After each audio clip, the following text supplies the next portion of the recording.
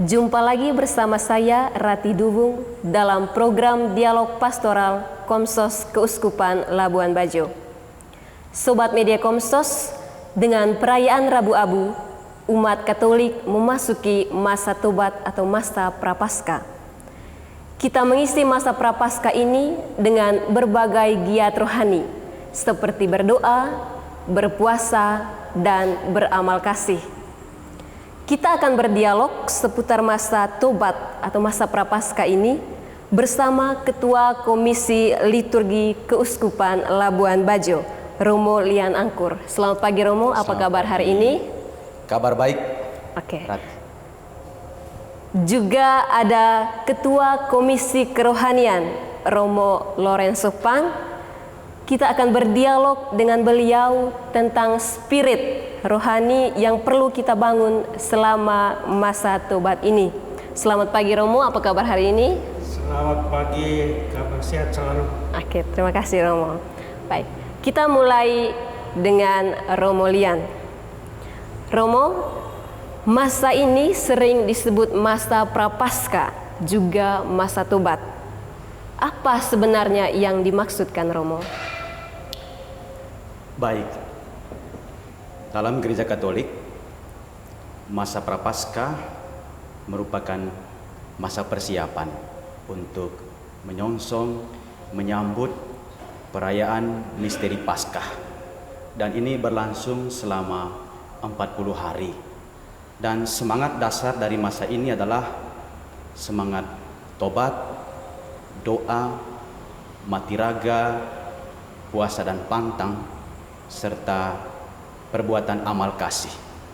Dengan demikian, sehubungan dengan masa tobat, dalam Sacrosanctum Concilium, konsili suci yang berkaitan dengan konstitusi liturgi suci, dokumen Konsili Vatikan II, artikel 109, itu menegaskan terutama masa ini sebagai masa tobat.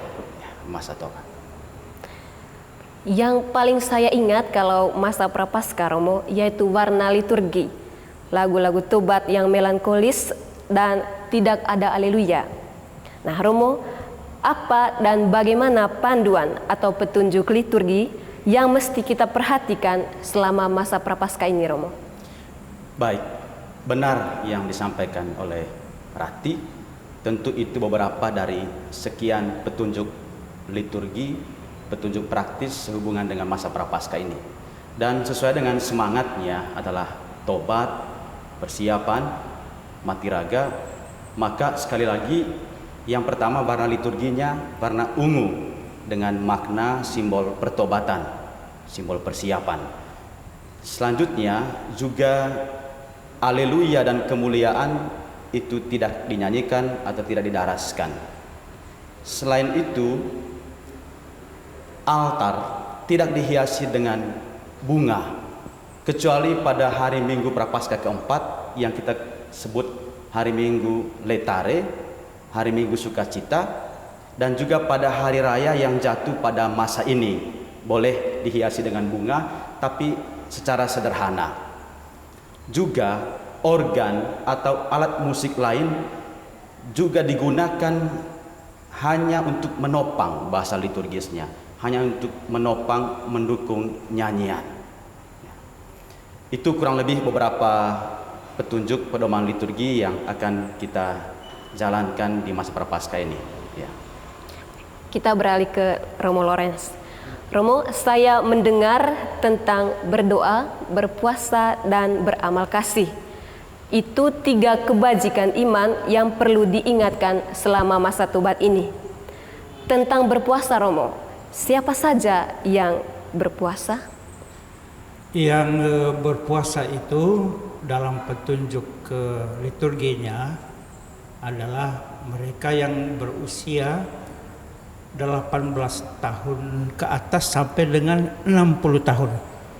Itu mereka wajib berpuasa. Dan puasa itu dilakukan pada hari Rabu Abu dan pada hari Jumat Agung dan setiap hari Jumat selama masa Prapaskah. Apa manfaat rohani dari berpuasa Romo? Berpuasa manfaat rohaninya, ya pertama dari segi rohani, berpuasa kita berusaha untuk mengendalikan diri dari godaan-godaan, dari tantangan-tantangan, atau dari apa yang kita sebut kalau dalam masa biasa kita ini, manusia ini sering tergoda untuk menikmati segala yang enak untuk tubuh, dan dalam secara rohaninya dalam masa puasa kita mengendalikan keinginan-keinginan tubuh itu supaya kita lebih fokus kepada Tuhan, lebih fokus dengan doa, lebih fokus untuk menjalankan kewajiban-kewajiban kita dalam berpuasa. Dan manfaat rohani yang lain itu, ketika kita kurang membelanjakan hal-hal yang menyenangkan, kita bisa sisihkan itu untuk kegiatan-kegiatan membantu orang-orang yang berkesusahan, membantu orang-orang difabel, dan juga untuk kegiatan APP, aksi puasa pembangunan derma, ya, untuk derma. Oh iya, Romo, saya juga sering mendengar kata berpantang. Apa yang dimaksud dengan pantang, Romo? Ya, berpantang itu dalam gereja Katolik umumnya diterapkan pada hari-hari tertentu. Ya. Pantang adalah salah satu bentuk mati raga atau disiplin rohani yang dilakukan sebagai ungkapan pertobatan dan pengendalian diri. Ya. Istimewa pantang biasanya dilakukan untuk menghindari atau mengkonsumsi makanan-makanan tertentu yang menjadi kesenangan-kesenangan kita. Apa saja pedoman berpantang dalam mengisi masa tobat ini, Romo? Ya. Pedomannya itu dalam aturan gereja Katolik, yaitu pertama, pantang daging. Pantang daging ini usia 14 tahun ke atas. Ya. Pantang tidak makan daging pada hari Rabu Abu, pada hari Jumat Agung, atau pada hari Jumat sepanjang masa Prapaskah. Kedua, pantang lainnya selain pantang daging, umat juga dianjurkan untuk berpantang dari segala sesuatu yang disukai, seperti makanan-makanan tertentu, misalnya lombok, misalnya garam, misalnya gula, atau juga misalnya hal-hal yang menyenangkan, merokok dan lain-lain. Ya. Lalu yang berikutnya, ya, tujuan dari pantang ini, ya, itu meningkatkan kesadaran akan dosa dan membantu orang dalam membangun semangat pertobatan. Ya. Kemudian melatih pengendalian diri agar lebih fokus pada Tuhan daripada kenikmatan dunia. Lalu ini sebagai bentuk solidaritas dengan mereka yang kurang beruntung. Dan terakhir itu mendekatkan diri kepada Tuhan dengan memperbanyak doa dan amal kasih. Itu tujuan dari pantang. Baik, Romo. Ya. Romo, berkaitan dengan pantang dan puasa tadi, ya ada kaitannya dengan umur begitu, Romo. Ya. Misalnya puasa tadi ya dari umur 18 tahun ke atas sampai 60 tahun. Nah, bagaimana dengan usia di luar itu, Romo? Apakah mereka bebas saja atau bagaimana, Romo? Anak-anak di bawah umur itu tidak diwajibkan untuk berpuasa. Mereka boleh tidak berpuasa, tetapi secara rohani orang tua harus memberikan pendidikan kepada mereka, membimbing mereka setiap hari, menjelaskan kepada anak-anak mereka bahwa kamu belum bisa berpuasa karena masih dalam pertumbuhan dan untuk kesehatan, tapi mereka harus dibimbing ya secara rohani, ya, dan menganjurkan mungkin lebih kurang, mungkin jajannya lebih kurang dan sebagainya. Ya. Lalu yang lain yang tidak boleh berpuasa itu adalah orang-orang sakit, ya, orang-orang yang berkebutuhan khusus. Ya. Atau orang-orang lansia, ya, lansia yang umur 60 tahun ke atas, ya, mereka tidak bisa berpuasa dan berpantang. Ya. Mereka dibebaskan dari segi hukum gereja. Kita kembali ke Romo Lian. Romo, apa yang diharapkan bagi umat dalam mengisi masa Prapaskah ini? Pertama, bahwa kita bersyukur kita sudah berada di masa Prapaskah 2025 yang kita buka kemarin pada perayaan Rabu Abu yang ditandai dengan penerimaan abu. Itu artinya kita sudah mulai berjalan di masa Prapaskah ini, dan dari aspek liturgis kami berharap kepada semua umat, terutama para imam, biarawan-biarawati, penanggung jawab liturgi, seksi liturgi paroki, untuk betul-betul memperhatikan pedoman panduan liturgi selama Prapaskah ini yang sudah dan sedang berlangsung. Dan kita tahu Prapaskah berlangsung 40 hari dan berakhir di Kamis Putih pada perayaan pengenangan perjamuan terakhir Yesus bersama para rasulnya.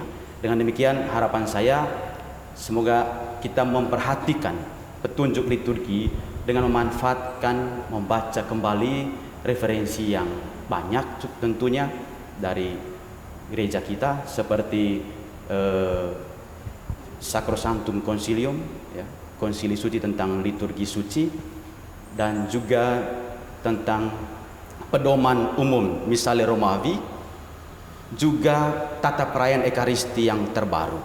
Ini beberapa referensi yang perlu kita baca kembali agar kita memiliki pegangan yang jelas untuk menjalani masa Prapaskah ini, dan dengan itu kita memberi makna lebih pada Prapaskah ini dengan kita memperhatikan panduan atau pedoman liturgi yang dimaksud. Terima kasih. Kita ke Romo Lorenz. Romo, silakan menyampaikan ajakan atau harapan bagi umat untuk mengisi masa tobat ini. Baik, untuk mengisi masa taubat ini, kemarin waktu misa sore di gereja, umat melimpah ruah di dalam gereja katedral ini sampai ada di luar sana.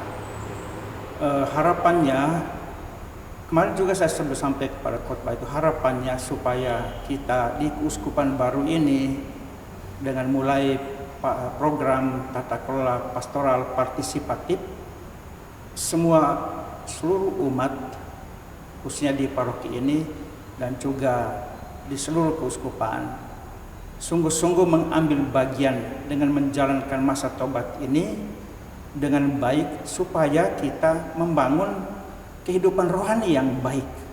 Karena dengan kehidupan rohani yang baik, Roh Tuhan akan bekerja untuk menolong kita, membimbing kita untuk satu tujuan yang benar dalam kehidupan ini.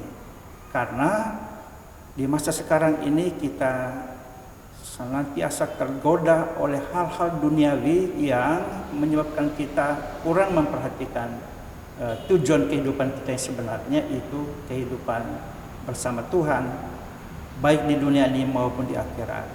Karena itu kita berharap bahwa semua umat Allah yang ada di keuskupan ini sungguh-sungguh mengambil bagian serius untuk menjalankan masa taubat ini dengan baik. Demikianlah dialog pastoral kali ini. Semoga masa Prapaskah ini menjadi masa yang penuh berkat, yang mempersiapkan kita untuk merayakan kebangkitan Tuhan, sekaligus berdoa untuk kita juga boleh bangkit dengan semangat yang baru. Saya Rati Dubung, sampai jumpa.